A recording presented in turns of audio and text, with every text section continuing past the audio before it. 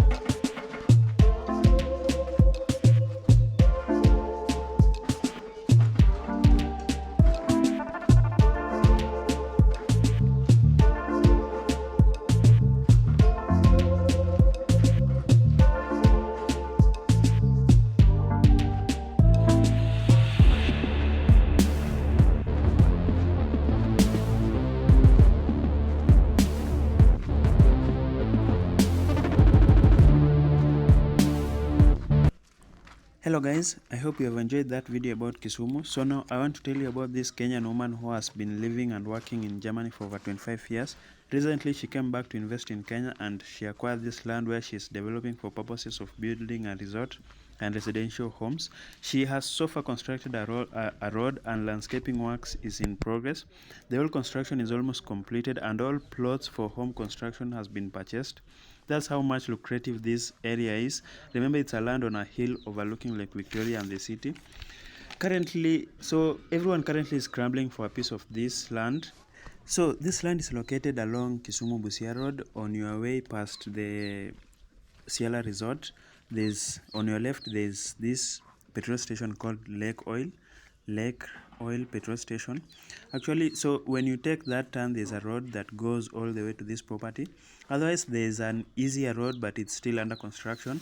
So this resort will be amazing because the views that people will get and the nature around it will be amazing, man. So the main point of this video is that she is looking for a developer they can partner with so that